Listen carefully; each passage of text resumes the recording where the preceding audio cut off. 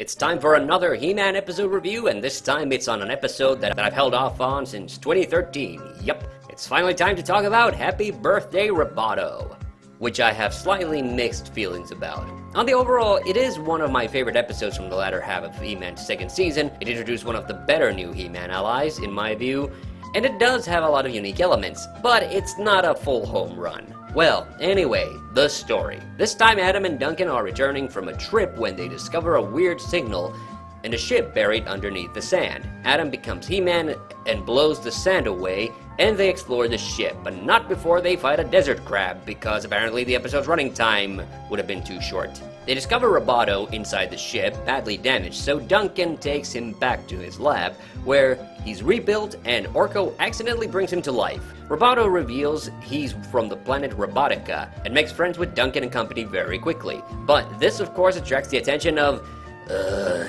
Modulok. For those of you new to my He-Man reviews, you should all know that I consider Modulok, and I quote, He-Man's shittiest adversary. Modulok then decides he wants to use Roboto's powers, so he busts into Duncan's workshop, captures Roboto, reprograms him, and then busts into a research facility with his help. Adam and Duncan manage to track Roboto down, stop Modulok, but then Roboto stuns them with an energy field, and they become captured. It's here where Modulok reveals that he's going to use a brain-swapping machine to basically download Duncan's intelligence to his own spare head. He-Man's able to talk Roboto back to his senses, he destroys Modulok's machine, gets blasted, and frees He-Man. And then Duncan reconstructs Roboto again.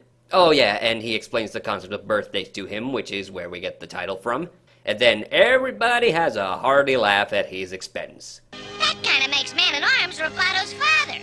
You have to admit, there is a family resemblance. Well, now that you mention it, Orko, I do believe you're right. Now, of course, Modulok being the villain of this episode does soil it a little bit for me, but in far better comparison to his first appearance in the god-awful Mistaken Identity, he doesn't commit nearly as many stupid mistakes as he did previously. In fact, I've actually seen Modulok in a few She-Ra episodes, and it actually seems he came to his own more on that show. The real attraction of this episode is Roboto himself. He does have a slightly weird voice, but he comes off immediately more likable than some of He-Man's other Season 2 allies. One of my favorite scenes with him is when he scans Man-at-Arms, compliments him on his intelligence, and then scans Orko. Astounding. I can make no sense of this being. Nobody can. It's the way he is. Also, the scenes of him being controlled by Modulok and fighting back against his control are very well made. Roboto's a weird character in that he actually comes off having a pretty solid personality. Also, I don't know why, but this line just fucking cracks me up. I think I'll get myself a nice cup of hot oil. Also, like I said, Modulok luckily comes off a bit more competent this time. I think his evil plans are a little all over the place, and that's probably why none of them have enough time to suck, but I do think this is easily his best appearance on He-Man. There's also other interesting production tidbits. For one, the facial animations in this episode are really detailed. I don't know why, but they just really jump at me. Another weird detail is that for some reason Duncan just has a robot sitting on guard outside his workshop. And he's also voiced by John Irwin, and actually sounds a bit like the Tingler. Okay, Metal Puss, you asked for it. I wish you'd understand. This is just my job. This part really cracks me up. I think the dialogue is pretty good. After all, it's a Larry DiTilio script. But I do think they weave a little too much lore at the start. It sure was good to see our friend Garn again. Yes, he's made great improvements in Tarka since he became king. I'm fairly sure this might be a reference to an older episode, but I'm not 100%.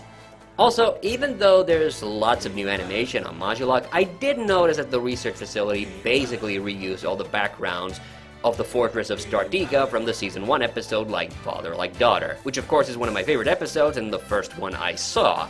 It doesn't really bother me, it's just kinda weird. So overall, while I don't think this is a brilliant episode, Roboto is interesting enough as a character that he really makes this episode worth watching, and I honestly wouldn't have minded having him come back for a few more episodes, even if he does look a hella goofy.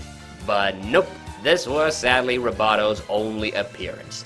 Jesus. I'd trade either of the big Mechanic episodes or any of the Buzz-Off episodes just so we could have gotten a second Roboto episode. But if you do want to enjoy He-Man's robot friend in action, this episode will definitely please you. Even if they made Roboto occasionally act a bit cartoonishly robotic, I think the episode still used him a lot and really well for the most part. So definitely check this one out. Until next time, I have the power, so can you.